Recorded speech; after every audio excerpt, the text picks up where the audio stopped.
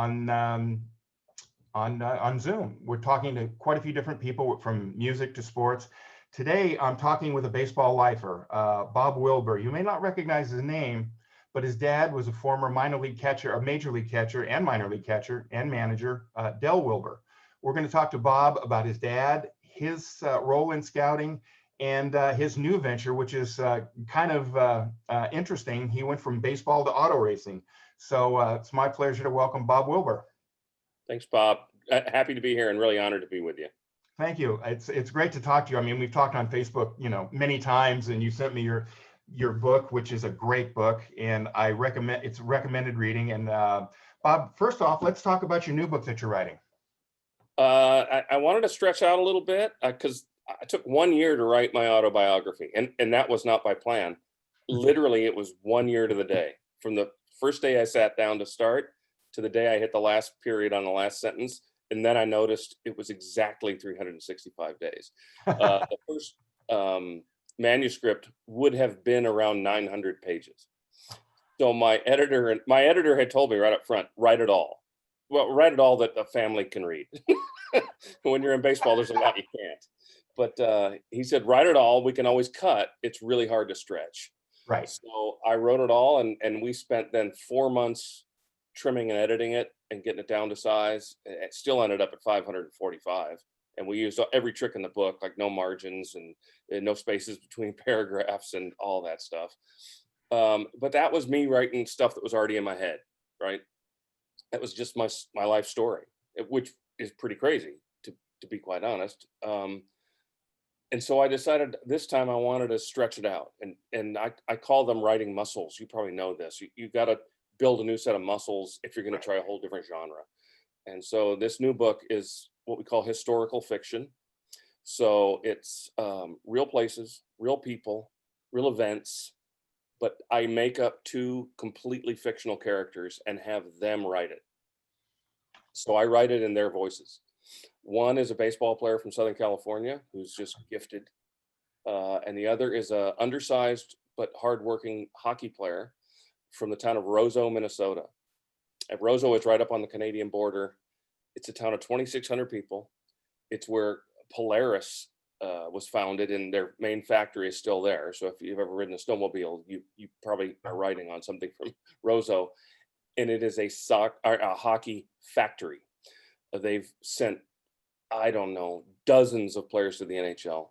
The Broughton family is from there. So Neil, Aaron, and Paul Broughton all played in the NHL. Neil played on the Miracle on Ice team, but that's a common thing out of Roseau, is that they just produce incredible hockey players. So I really wanted to kind of soak that in and understand that writing the baseball guy parts in his voice is really easy for me, although I made him a Southern California surfer dude. Just to push me out of my there. No, just to push me out of my bounds a little bit, right? So I have to learn that language and learn that lifestyle. And I went to Roseau twice and met with everyone I could meet with there. Tiny little town, but precious place. And so I write it in their voices. And so hopefully the reader reads it and thinks these are really 2 guys telling me their stories. And we alternate chapters, and I'm almost done. They don't meet until they end up at college at the University of Minnesota. And then a lifelong relationship happens from there. Lots of drama because it's fiction. And I'm enjoying it. I tell people, yeah, I actually do hear voices in my head, but I swear to you, I'm not insane. It's these 2 guys.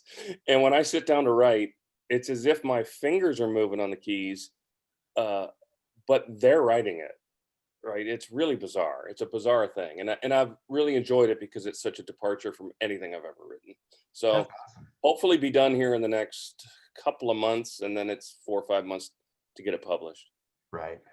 That's great. That sounds like a good read. It's just, you hit it right on the head. The Southern California surfer baseball player. I mean, you think of Bobby Grich, he surfed. Yeah. There's a lot of baseball players, and that's not a stereotype. It's just the Southern California culture. I'm from Southern California. My wife's from San Diego, and we, as kids, you live at the beach. It's just part of life. And you play baseball all year round because it's 70 degrees all year. Yeah. So we had the advantage there, even though I wasn't really good at it. But I could hit, but I wasn't fast, at all. So let's talk about your dad, Dell. Your Yep. dad, Dell, he played for three teams: the Cardinals, the Phillies, and the Red Sox. And basically, he was your prototypical backup catcher. Am I correct? Correct. And Yep. but he did have a moment in the sun with the Phillies in 51 against the Reds, where he hit three Yep. solo home runs in one game, which that's hey, that's more than a cup of coffee in the majors. I should have brought the bat over here with me to show it. I have it. Yeah, and it was more than that. It was three swings, three at bats, three solo home runs, and they won 3-0. So a lot of people consider it a batter's perfect game. You literally supplied every run in the game, and he had 19 career home runs. He had 3 of them in one game. Wow. I always used to ask him, why did they throw you a strike your third time up? And he said, well, no one thought I could do it again. That was at Connie Mack Stadium too, wasn't it? It was Shibe Park by then. Shea Park back then. Yep. And how appropriate that the site now is a church. Yeah, how about that? Yeah. Yeah. Yeah. So we see the Cardinals jersey in back. You want to tell the people about your dad's Cardinals jersey? Well, yeah, I mean, I just bought it at an auction not too long ago and just had it framed. It was pricey. There aren't too many 1946 Cardinal jerseys out there. There just aren't. And I have some friends who are really big collectors, and they're like, "Oh, I can't believe you got that." But it was my dad, so it really didn't matter to me what it cost. My wife put a limit on it, and I went over it twice. But then finally, she said, "Yeah, whatever it takes. Whatever it takes. You have to get that." And then she cried when she held it. So she was happy I got it. He was born and raised in Detroit. He saw an ad in the newspaper. He was going to go to work at the Ford factory in River Rouge, where everybody worked in Detroit. His dad worked there, and he was just going to go do that. He was a great athlete, and he saw an ad in the newspaper for a St. Louis Browns tryout camp in Springfield, Illinois. There's two stories of this, and I don't know which one's true. He once told me he and his buddy went down there in a Model A. And the other one was they went on a bus. So I don't know which one's true. My dad was not opposed to embellishing stories. What baseball player never embellished a story, right? Yeah. But the Browns signed him. And as it turned out, then World War II broke out. He enlisted in the Army Air Corps and spent 4 years. So like everybody, missed all that time playing. And then by then the Cardinals bought his contract. And in 1946, after he was discharged, they brought him to the big leagues for just a few games. And that's the jersey he wore. It's hanging behind me. And then in 47, he was a full roster guy. He, Del Rice, and Joe Garagiola were the three catchers. And so they bought a house in a St. Louis suburb called Kirkwood. And that's where the family was based thereafter. He played for the Cardinals, then he played for the Phillies, then he played for the Red Sox. That went on for about 9 years. And he was done playing when I was born. So I never got to see him actually play. I got to see him in uniform, which was a big thrill for me when he was managing or coaching, but never got to see him play. And I grew up, especially in St. Louis, which is a great town, by the way. It'll always be home to me, even though I live in Minnesota now, in that so many Cardinals come from somewhere else and never leave. Stan Musial lived in St. Louis till he died, Marty Marion, all those guys. But when I used to say, when our front doorbell rang, it wasn't likely, but it wasn't impossible it could be Stan Musial. And those are just the people I grew up around, was all of his colleagues and contemporaries. And then my mom went to work at KMOX, the CBS Clear Channel station in St. Louis, one of the biggest stations in the country. So I'm around all of these guys all the time, sitting in the dugout at Busch Stadium, before games, and they're just friends of my dad. That's all they were. And then after that, all he did was manage or scout or coach. That's all he did until a couple years before he died. He died at the age of 82. I think he was still scouting at 78. Wow. Yeah. And your dad, Rose, if I'm reading this correctly, he was a captain in the Army Air Corps? Yes, he was. Yeah. Wow, that's amazing. And you know what his job was? He was a physical education instructor at Lackland Air Force Base in San Antonio. He never went overseas, but he and Slaughter Oh, geez. were on the base team together as entertainment for the troops, and they play other bases around Texas. And so he basically he was a catcher in the Army. Not a bad gig. Not a bad gig. No, no, I understand that. You know? But Yeah. so, what's your first recollection of your dad in a dugout and in a uniform? What do you remember specifically? My earliest memories are the summer I turned 4 after being 3. And he was the manager of the Charleston Senators, AAA team of the Washington Senators. Jim Cott, Camilo Pascual, Don Mincher, Zoyo Vasais, all on that team. I didn't know that they were all going to be superstars later in life. I was 3 years old. But I remember sitting on my mom's lap at Watt Powell Park in Charleston. I was so little, I could look up and they had pendant lights hanging down from the roof, gumdrop shaped. And I remember just looking up at them. And if they won, they set off fireworks. So I hated that. It scared me. I didn't like it. But I remember looking down there on the field in the darkness because the lights probably weren't very good. And seeing him in the third base coach's box. And I knew that was Dad. And he was in uniform. And he wasn't a postman or a laborer or a carpenter. He was a baseball manager. And that's like, when that happened, I knew my life was going to be different. And it sure as heck was. Did you, so you were one of the, my buddy Doug Greenwald's dad was Hank Greenwald, the Giants broadcaster. And Doug's told me stories about when he was a kid, he ran around the clubhouse at the old Candlestick Park and his buddies were, he loved Ida Blue and Bobby Bonds and all those guys. So, he knows Willie Mays and all those guys. He was a club, for lack of a better word, a clubhouse brat. Were you one of those kids as a kid too? Absolutely. Running around the clubhouse? Absolutely. Yeah. That's awesome. And I discovered very early on that the players will be pretty nice to you if you're the manager's son. Did they? I like to think that they just thought I had a great personality, but I think there was some other alternate method for that. But they were great guys. I'm still in touch on social media right now with at least a dozen guys that played for him. Wow. And we're all, I was anywhere from 4 to 15 when I was around his teams. So, and these guys were playing professionally. So we're all getting old now, but we're all reminiscing. Great. Thanks, Bob. We appreciate that. Yeah. Yep. So when you got older, were you, did they prank you at all when you were in the clubhouse? Did they do anything to you? Yeah. That's when you're accepted, when they start messing with you. Davey Nelson gave me a hot foot. And that was my second year out in Denver. My dad was the manager of the Denver Bears, AAA team of the Senators, and who then became the Rangers. And I was a bat boy. So I had my own locker, and there in Denver, the locker room was the Broncos locker room. Right. So it was huge. It was just fantastic. Was that the locker room? Was that the locker room underneath the right field stands at Old underneath Mile the High? south stands? Yep. So I remember Lenny Randall came over and engaged me in the most eye-matching conversation ever. And I'm like, well, this is really neat that Lenny's over here really wanting to talk to me. And it was to keep me distracted so that Davey Nelson could light my shoestrings on fire. Yeah, so they pranked me. They pranked me quite a few times.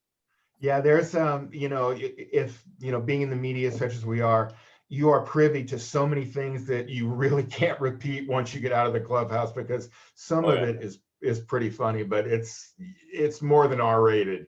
I have a lot of Lasorda stories, and they're pretty much predicated with F-bombs, because but that's the culture of baseball and sports. Like we've talked before we went on recording, being on a field or in a clubhouse or a locker room, you better have a thick skin, because you're going to hear stuff that you would just go, wow. But it's part of the culture. German lexicon. It just becomes your language. Exactly. You can't help I it. mean, it is what it is, and there's nothing wrong with it, but it's just, um, baseball players are athletes in general are basically big kids at heart, Yeah, you and have to be. what people don't understand is, especially if you're a baseball player, and you can attest to this, if you're playing 162, you've got to do something to blow off steam, or you're going to go nuts. Yeah, By the end of the season, you're going to be in Bellevue, because it's such a grind, and every game means something, yeah, and it's just you have to learn to adjust, and learn when to do something really stupid, just to yeah, break somebody up. yeah. No, that's the biggest challenge going from college to pro ball, is that when's your next game? It's not Saturday, it's tomorrow. And then the next day and the next day. And there might be a 13-hour bus ride in there somewhere. And you just have to adjust to that. And you learn to break down a lot of barriers. And a team is either going to have great chemistry or no chemistry. There is no in between. Um, Exactly. and I was lucky to play in a couple teams that had great chemistry, and we got ourselves through it. And sleeping on a guy's shoulder for 4 hours from midnight to 4 in the morning on the bus, you can't be worried about that, because he's going to do it the next time on your shoulder. And then get to the hotel, and you learn this responsibility. You have to take care of yourself. You're just a kid, right? I mean, it's right out of college, and in college it was all fun and games. We drank a lot of beer and didn't take care of ourselves, and then all of a sudden they're paying you $500 a month, which seemed like riches to us. uh, and you have to take care of yourself, and that's just a maturity thing. And some guys don't do it, but most of us did. Still close to a lot of the guys I played with, really close to some of them, and it was a learning curve and a maturation process that I couldn't replace in any possible way. You know, I've talked to a lot of friends and family and people, and especially my 17-year-old nephew. And, we talk about baseball movies. And I said, pretty much without, Pride of the Yankees, which was a great movie, but it was corny. Pretty much a true to life baseball movie is Bull Durham, because of the bus rides, like you stated. You Yep. stop at some little hole in the wall for a bag of burgers, and they all throw them to the guys in the bus. You Oh get to yeah. some podunk hotel, and it just it shows the camaraderie, but it also shows, the movie shows with Crash Davis how he molded Nuke LaLoosh, and how you really need to take the minors and learn. It's not all fun, like you said, in college it was fun and games. Once Yeah. you hit pro ball, it's a lot different, because you've got 25 other guys wanting to take your job, and you got to prove Oh yeah. yourself. So I noticed that when I went from low A ball to high A ball, in the Tiger organization, my second year they sent me to Lakeland in the Florida State League, which was a very, very tough league. It became way more mercenary, because by then I'd gone through spring training and it was cutthroat. And Yeah, every day, 8 or 9 more guys were cleaning out their lockers. yeah. And it was really, really hard for me, because the first year when you're in rookie ball, you're like, well, we're all in this together. Nope, they're not going to release us, right? We're in rookie ball. How bad could it get? Um, and that jarred me, that I had 2 or 3 really good friends on that team, but not all, but we weren't as tight, Right. and you had to just kind of close that off, because on any given day someone was going to walk up to a guy's locker and say, Skip wants to see you. And it Those are happened to the me. worst words. Those are the Yeah. worst words as a player Oh you yeah. can hear. Worst words ever. You And know, and when it happened to me, our manager was a guy named Fred Hatfield, who had played with my dad, and yeah, for I some remember reason he Fred. didn't like me. I don't ever know why, but he didn't particularly care for me. And he walked in and said, the organization's decided you're not going to play in the big league, so we're going to let you go. Got anything you want to say? And I said, no. I got up and walked, like, what am I going to say? Don't do it. No, I just got up and walked out and packed my stuff and left. Well, Fred, from what I remember about Fred Hatfield, he was old school, gruff, the big chaw, Oh, the prototypical 50s manager in baseball, yeah, I liken it like he'd be one of the managers down the tunnel smoking a heater, during the game, absolutely. like Earl Weaver. You see the big puff of smoke come out, We but that, When we would go on road trips, especially to Daytona, because that was a tough trip from Lakeland, because you had to go through Orlando to get there. It could take 5 hours. Um, we would stop at a liquor store somewhere after Orlando so he could get stocked up, because they might not be open after the game. So, because we would commute, we wouldn't stay there. We would go right back to Lakeland after the game. So he was really old school, and I never understood what bone he picked with me, other than in spring training, which I wrote about in the book. I got an ingrown toenail, and I got it infected. Those hurt. Oh my gosh, did it hurt? It was Exactly. terrible. When the trainers put me on the table and got a sharp hook out to dig it out, I bet 25 guys were standing around the table, because who doesn't want to watch that?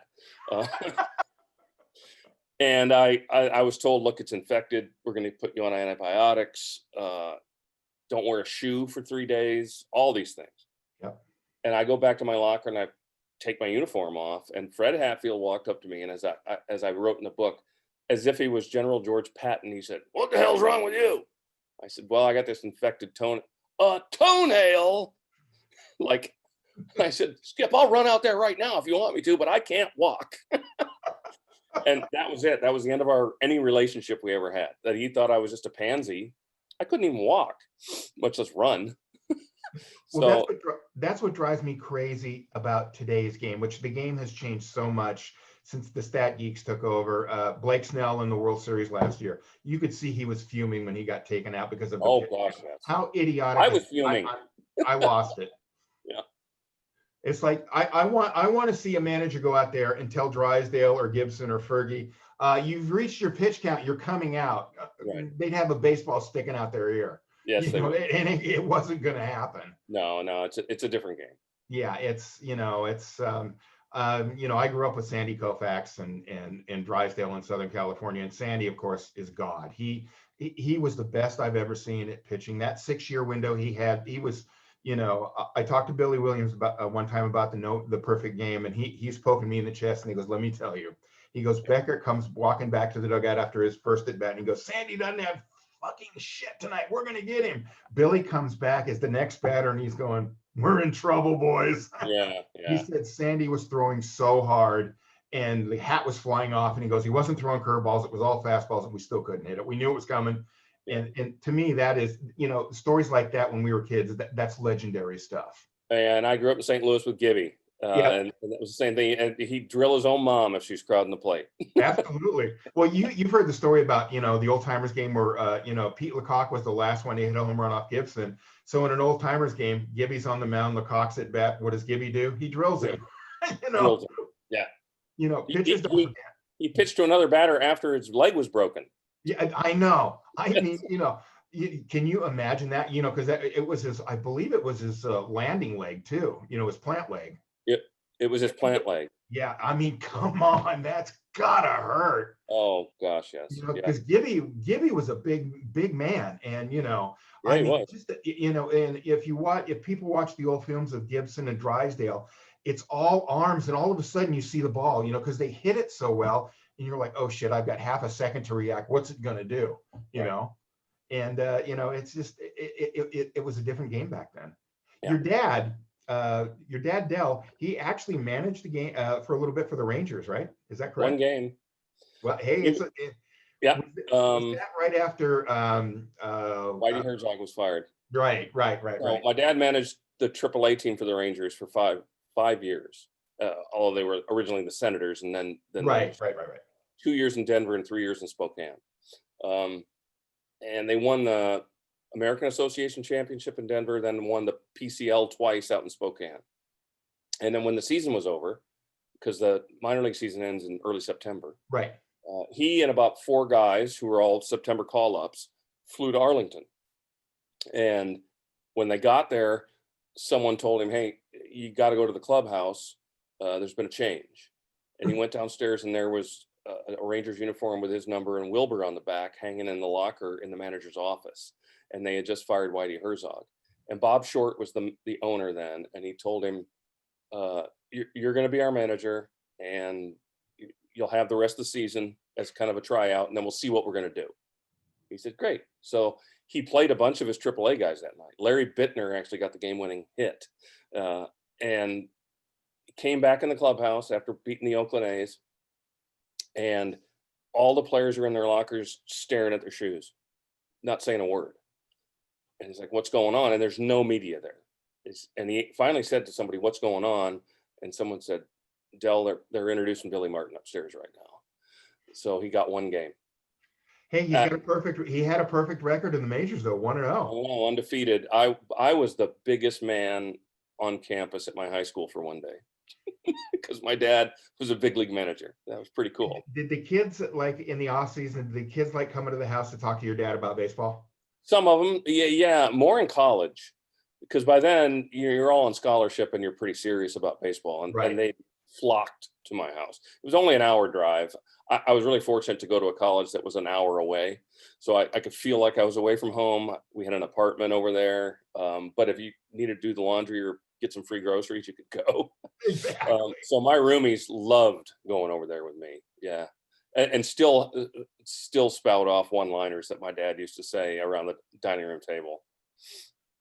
Baseball players have some of the best one-liners, and they, athletes speak their own language. They're like musicians. If you're not in, you're not going to understand half of what they're going to tell you. Correct. It's a language. Everything has a different meaning.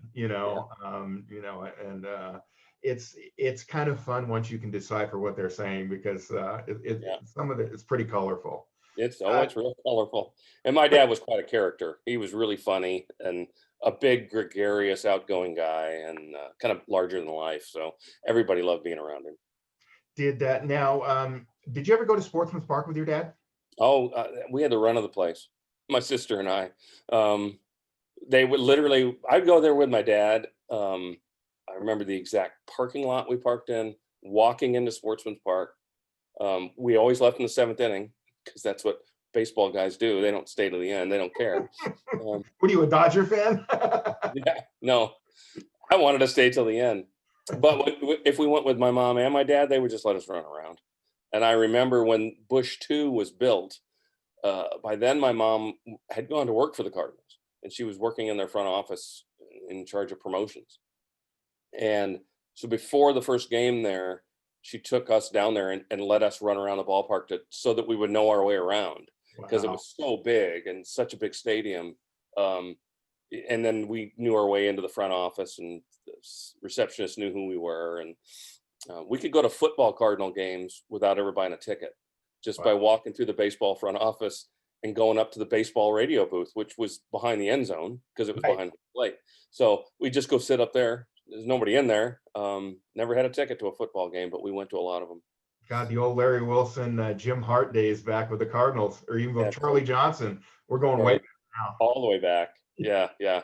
And tell me a little bit about Sportsman's Park. I'm a ballpark and arena historian. Yeah. I never got to see Sportsman's, but from what Stan Musial has said, he loved that place. That was his home. And it reminds me a lot of Tiger Stadium. It was a ballpark, nothing more, nothing less. It was you could still smell the stale beer and cigar smoke permeating through the game, a year after the game was over, or a week after the team had left town. Yeah, that's what it was. Classic two deck ballpark.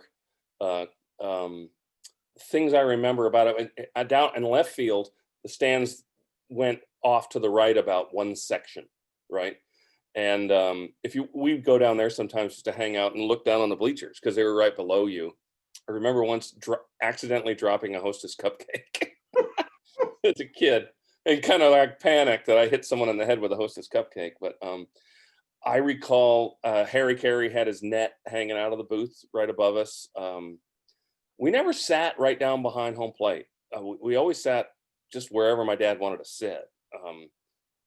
I recall this, and I have never seen a photo of this, so I'm assigning this to you, that the players somehow, when they left the dugout, they went up a stairway and walked across a catwalk above the concourse to get to the clubhouse. So after the game, if we were there that late, we'd watch them in their spikes on a corrugated metal catwalk, walk across that to get to the clubhouse. My memory might be faulty, but I swear that's burned into my head, that's how they got to the clubhouse. That was the visitors clubhouse at Old Wrigley Field too. They had to go upstairs, if I'm correct. Yeah. And I think it's changed now because Wrigley has been completely remodeled. But that's Comiskey Park, the same thing. The players would walk right across, and they would rope it off, and you could watch the players walk into the clubhouse. And the same thing with the old arenas, like the old Olympia in Detroit. They would Yeah. rope it off, and the wings would walk from their from the bench into the locker room, and they would be roped off, and you could see Gordie Howe and Alex Delvecchio and all these guys. And today you don't get anywhere near these people. Well, it's funny. It's some of the new arenas now, they're doing that on purpose. And even US Bank football stadium, that they walk from their locker room through a public concourse. It's all roped off, but you can be 2 feet from the Vikings as they come out.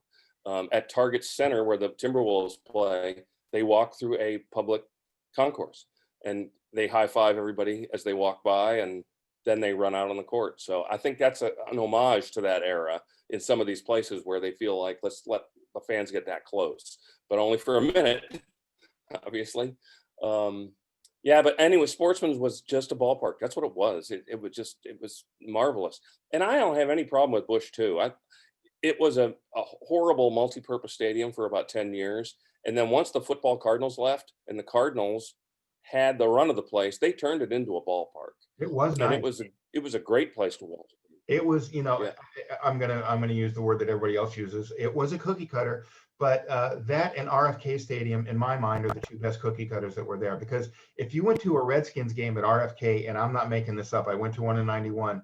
When the Skins scored, the whole upper deck was doing this. It was shaking, and I'm like, oh my God, I'm from California, earthquake, And then they'd start with "Hail to the Redskins," but you get caught up into it, and especially in St. Louis, where it's like being in Boston. Everybody's a Red Sox fan. Everybody in St. Louis wears their Cardinal colors. It's a baseball town, and it always will be. Baseball town. Win or lose, they're going to back their team.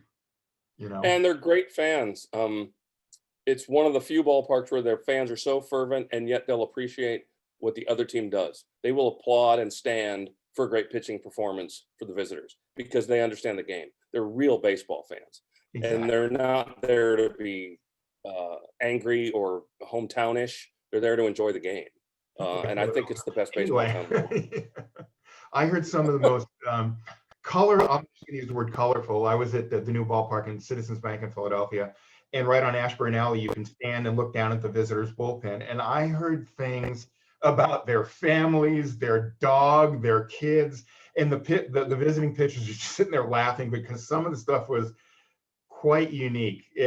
But that's Philadelphia. Yeah, it's Philadelphia. They booed Santa Claus there. Yeah, they threw snowballs at him at Franklin Field. So but of course the Eagles were really bad that year. I mean, they were 2-12 or whatever they were. They were horrible. Yeah. And but that's Philadelphia. It's a different. I think it's a different mentality. The gruff East Coast exterior as opposed to the laid back Midwestern lifestyle. Family values and things like that. It's a little bit different cultures in the two cities. So you have tell us about your scouting. You were a scout for the Blue Jays, and you have you had a knack for discovering ball players. Tell us how you got into scouting and what most people don't know what scouting entails. Well, I played a year and a half in the Tiger organization, mostly hurt. And then Oakland signed me and sent me out to Medford, Oregon in the Northwest League. And I got hurt. I got hit in the face with a bat. From about 4 feet away. So that was another lost season. And at the end of the season, I couldn't eat for a month because all my teeth were loose. And I ended up probably malnourished, I would think. I was going to Taco Bell for lunch every day and getting a burrito with a spork and eating the insides out of the burrito. Yes. I couldn't bite into anything. And then our bullpen out there was terrible. The guys were just getting lit up. And the fateful night, our manager was Rich Morales, who was the shortstop for the White Sox. I think he has the third lowest batting average in the history of players with over X number of at-bats, like 198. But he was a great guy and a great skipper. And we got just blitzed again one night, and the bullpen was just ravaged. And he walked over to we didn't have lockers. We sat on a bench and had nails above us. He came over to me and my nails and said, have you ever pitched? because I had a good arm as an outfielder. I could throw. And I remember my brain going, "Brrr, sure," not mentioning the fact that it was like fourth grade.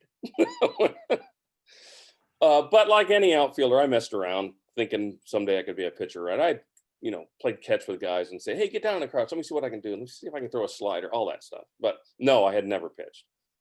And he goes, "Well, I hope I don't have to use you, but if we get lit up again tomorrow night, I might run you out there." And I'm like, "Yeah, great, awesome," because I'm obviously not playing much right now.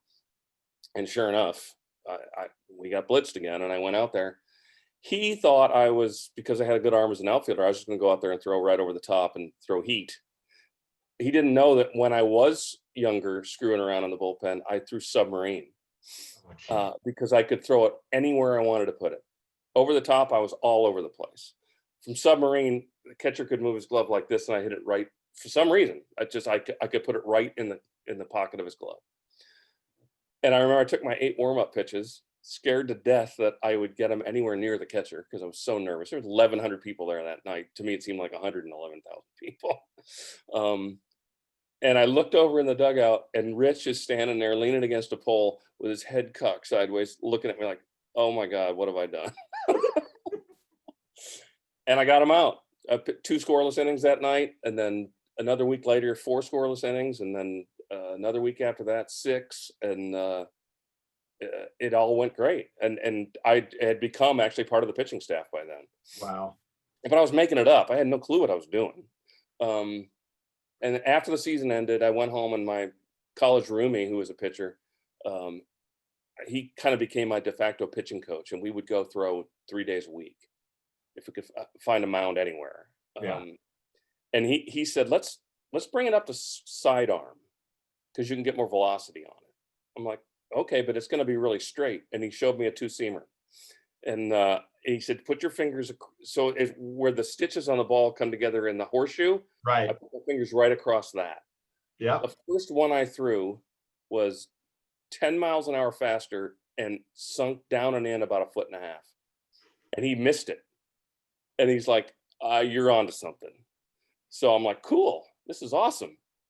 And at that point, the Oakland A's called and said, "Can you get to Kansas City this coming Saturday?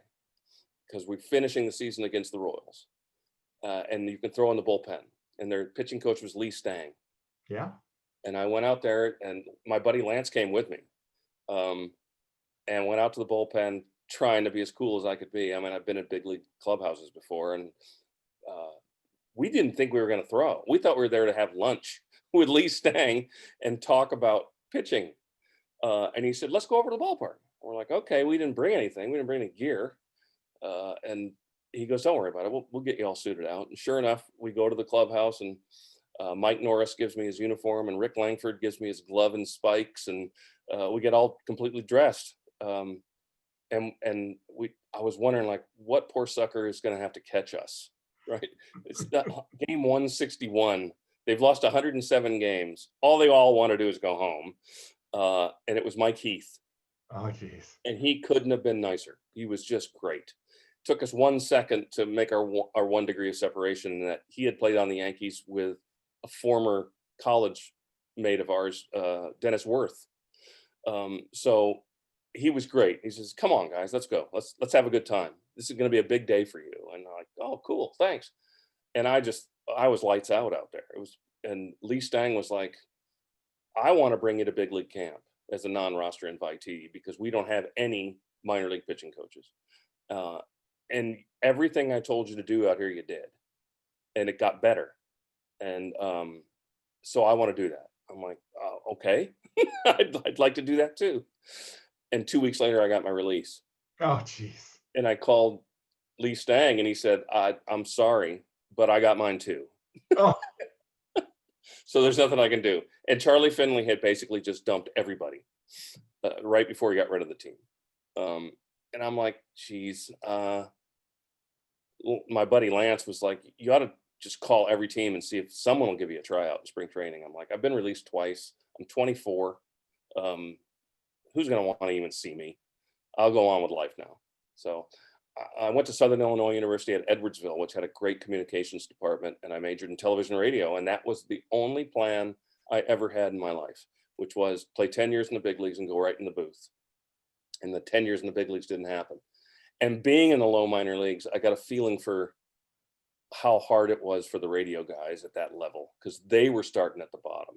Oh yeah. And a lot of the players didn't respect them, and I couldn't fathom moving over to the other side of that imaginary line, right? So I was just getting ready to put some tapes together and hope to get a radio job somewhere doing something. And the Blue Jays called, and because I'm my father's son, and my dad was a great scout, and they knew that I had been released and would I consider becoming a scout for them, because they were still building the organization. This is 1980. And I interviewed and got the job, and spent 4 years doing it. 5 parts of 5. Had a lot to learn. I was the youngest scout in Major League Baseball when I started. And I thought I knew all of it because I had been with my dad on a lot of scouting trips, but I didn't have a clue. I literally didn't have a clue. So I got better as I went. Saw a lot of great players. The first thing I learned about scouting is that there is no direct return on investment, that you could work 6 months, see all the great teams, see all the right players, write all the right reports. And every time Toronto's turn came up in the draft, my player was supposed to be selected, but he had been taken the round before. And I got nobody. And you couldn't control that. Like, Yeah. Pat Gillick, a wonderful guy, an absolute saint. And he's the guy that hired me. He would call me and say, you're next in round 4. We're going to take this guy.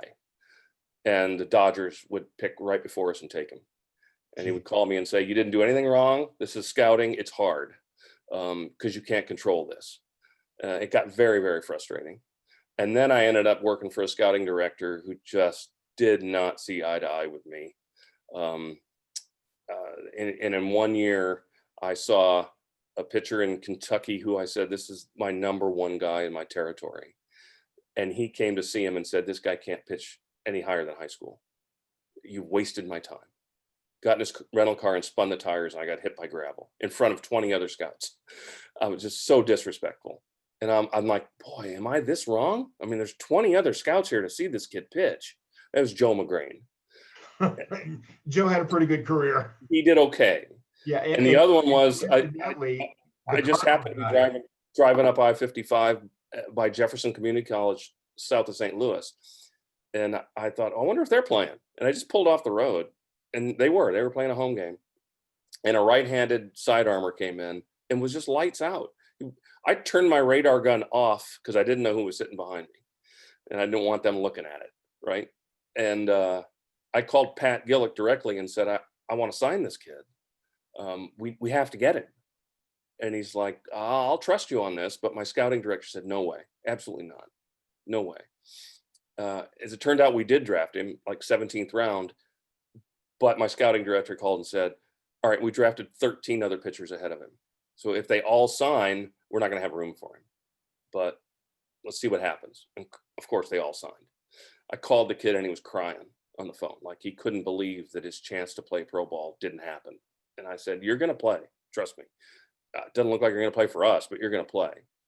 And he parlayed that into a scholarship at Oklahoma. And that was Mike Henneman, who turned into another absolute all-star. And this is the worst thing I ever did in terms of communications. But 2 years later, when I was gone and out in sports marketing instead of scouting, I wrote my scouting director a letter and I just said, dear Bob, Joe McGrain, Mike Henneman, you're welcome. That was my entire letter. It felt good to send it. Now, and the last part I want to talk to you about, you went from baseball to car racing. It's a kind of a big 360 there. How did you get involved with it? Well, let me tell you that. I ended up in the early 80s becoming a big fan of indoor soccer. There was a team in St. Louis called the Steamers, played at the arena. Yep. And they were just a phenomenon. They literally drove the Blues out of town. They were selling 19,000 tickets a game. The Blues weren't selling 6,500. And the owner of the Blues decided to sell them to a guy in Saskatoon. And Yeah, the I remember NHL said, no, we don't want a team in Saskatoon. And I think it was that might have been when Ralston Purina bought them. I don't remember the timeline, but the Steamers just took over St. Louis. It was a phenomenal thing. And I Well, you love got the to sport. remember, you couldn't get Steamers tickets back in the day when they were rolling. Standing room only. And I mean, the old arena, let's be honest, it was a dump. The old Yeah. St. Louis arena was a dump, but that place got rocking. When the Blues were good and the Steamers were good, that Yeah. place could rock with any of them. Oh, it did. It was fun. So then I go on. So I was a big fan of indoor soccer. After scouting, I went to work for Converse Shoes for a couple of years, giving away shoes. That was a tough job. I'm still waiting for my pair there, dude. Yeah. My brother-in-law still curses me that I quit that job because I had everybody in the family decked out. He said, "Why'd you quit that job?" Well, as you'll notice, they went out of business. Now they're back, but they're owned by Nike, I believe. Probably. But I went to work for my brother in DC, and he had one of the biggest sports marketing companies in the country. And we represented a lot of great companies, and we put together sponsorships for people, and it was a great experience for me. And one of the organizations we represented looking for sponsorship was the Major Indoor Soccer League. So I got to know the commissioner, who was Bill Kentling at the time. And we established a really good relationship, and he liked the work I did. And we actually put together a huge sponsorship for them with the Three Musketeers brand at M&M Mars, but it fell through at the last minute, which is how things work in the sponsorship business. But then a couple of years later, Bill Kentling shows up as the president of Heartland Park, Topeka, which is a multi-purpose racing facility, a drag strip, road course, and circle track. And he called me and said, "I want you to be my general manager." So I said, "I don't know anything about racing." And he said, "Well, I don't either.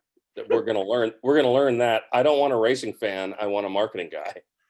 And I said, "We'll learn racing. But I want you to come here because you're smart." And I'm like, "Okay, yeah, I'll do that." So I literally just packed up and moved to Topeka, Kansas. And that was how I got to know Bill. And that led to me, well, that's how I first got into racing. I was the general manager of that track. And then I went to work with the St. Louis Storm, moved back to St. Louis and became the de facto general manager of the St. Louis Storm indoor soccer team, thanks to Bill, because he made a call for me. And that was great. I enjoyed the heck out of that. Ended up being the general manager of the Kansas City Attack indoor soccer team, and loved that. And then it was like I still had racing in my blood, but I knew I didn't want to go work for a track, because you can't win or lose when you work for the track. You just hope you have a great event and it doesn't rain. And got a call from a guy who said, come to work for me. I do PR and sponsorship work for racers, and that was my entree into drag racing. The first drag race I saw, I was actually the general manager at Heartland Park. I'd never seen a drag race before. And I love, of all the different types of racing we had there, I love drag racing the most. It was just, it's racing for people with ADD. It's 4 seconds, and then another pair goes on the track. You're not sitting there watching the NASCAR guys go around and around. You just watch 2 cars go down the track, and then you wait for the next pair. And that got me into racing in 1997. I got hired by a father-son team, the Worshams. Del Worsham was the funny car driver, and I knew him. He was a young winner, and he was a really good driver and a great guy. And he and I worked out an agreement that I would go to work for them as their PR guy and their manager. And as it turned out, like 2 days later, they got a call from a company called CSK Auto, which owned Checker Auto Parts and Cragen Auto Parts, offering them a deal for $200,000, which was nothing. Nobody else would take the deal. None of the other racers wanted it, but they were going to race with nothing. They were going to race out of their own pockets. And Dell called me and said, "I don't know what to do. What should I do here?" And I said, "Call them back." Say yes before they change their mind. Well, I worked for them for 12 years as their PR guy and their manager, and kind of like being the manager of a rock band. You got to get everybody to the right place at the right time. You got to coordinate it all. I had to be the sponsor liaison. And I had to do good PR work, which I had never done. I'd never been a PR guy. I never took a class in that in college, but I learned it. And we did that for 12 years. And that 200,000 turned into about 2.5 million over the Wow. 12 years. And then unfortunately, CSK Auto got bought by O'Reilly Auto Parts. So we lost the deal. And my wife had always asked me, if you couldn't work for Dell, which funny car driver would you want to work for? I said, it's a short list, but this guy, Tim Wilkerson, he's probably at the top of it. He seems like a great guy. He's from Springfield, Illinois, right up the road from St. Louis. He's a Midwestern guy. He's the tuner, he's the owner, he's the driver. I love that. It's not a big corporate team. And sure enough, the day it was announced that we had lost our deal, his wife, Krista Wilkerson, came up to me under the tower in Dallas with cars running right in front of us and just yelled in my ear, "Don't say yes to anyone until you talk to us." And I was like, wow, that's just kismet right there. And yeah, they offered me a job and I worked 8 years for them. I got smart enough to be able to talk the language a little bit. I worked for two guys who were just the most gracious, humble, normal guys, who loved teaching me. I would sit in the tuning room with them and look at the graph on the computer and listen to how we're bringing the clutch in this fast and we're using this compression. And I started to get it. I could never tune a race car if my life depended on it, but I understood when he said, "Oh, we were a little aggressive with the clutch." I'm like, "Yeah, I saw that through the camera, dude. Why'd you do that?" I always shot our video at the starting line because we could then marry the video to the charts and see, like, yeah, look, the tires are getting out of shape there, and you see the graph going off. So I was the closest person to the race car for 20 years. Fortunately, I can still hear, but not as well. But anyway, 20 years in drag racing, and I never had a clue. I mean, and I loved it. What wore me out was the travel. You're talking about 25 weekends a year. So Oh yeah. half your year. And my wife is an executive and she travels a lot, but she travels during the work week. And we would often miss each other at the airport by 2 hours because I had to leave on Thursday and get home on Monday. And she would go Monday to Thursday. You know, you So, mentioned the travel. One of my buddies is Fran Sheehan. He's the original bass player for Boston, the rock band. oh And yeah, Franny and I have talked about travel, and he goes, "People don't understand being on the road. You know, like the Rolling Stones. They've been doing it 50 years. It's a grind. Everybody thinks, oh, you just go to the gig and play, and then you go. It's not like that at all. You know, especially unfortunately, and in racing, you know, you've got warm ups, you've got trials. You know, you've got to make sure the car's running right. It's a grind, you know, and basically you're going from the track to your hotel to your plane or your bus or whatever to the next gig. yeah. I unfortunately got one of my dad's traits about travel, and that was being a nervous traveler. Mm. And that I picked that up from him. So every weekend for 20 years, it was like, is my flight going to leave on time? How bad is the security line going to be? Is there going to be a crowd at the gate? Do I get the seat I want? Am I going to get upgraded? When I get to the hotel, is my reservation right?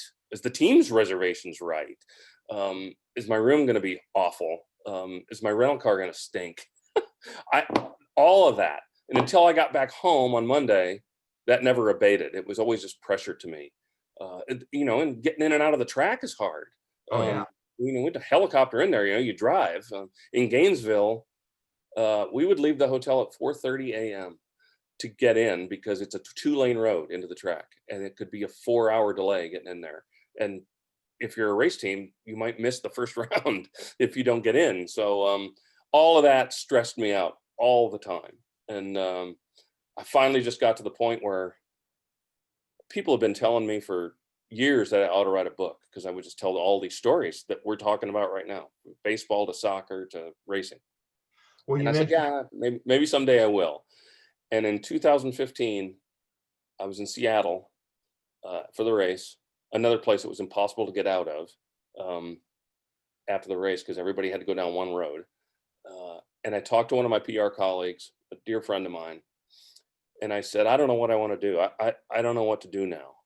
What am I going to do when I grow up? Because this has been fun, but it's wearing me out.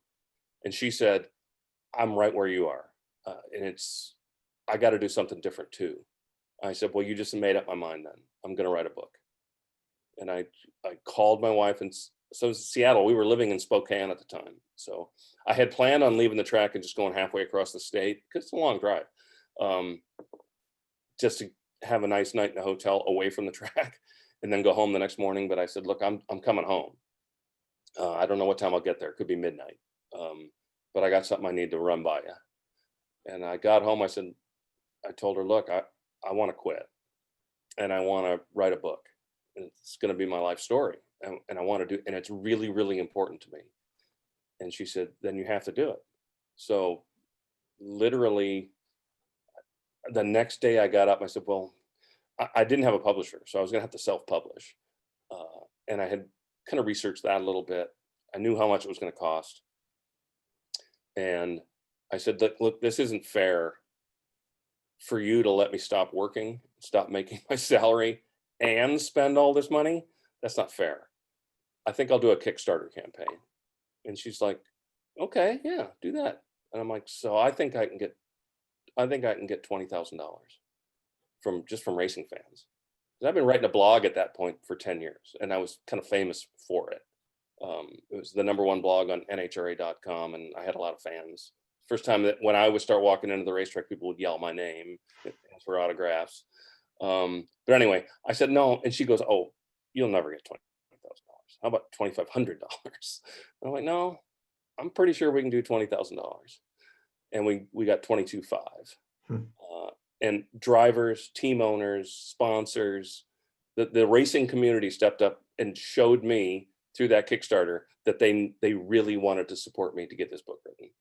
And that made me feel like, okay, now this is a job, right? This isn't something I'm doing for fun. These people gave me money. So I literally treated it as a job. I got up every day and did research until noon, ate lunch, and then wrote in the afternoon every day for 1 year.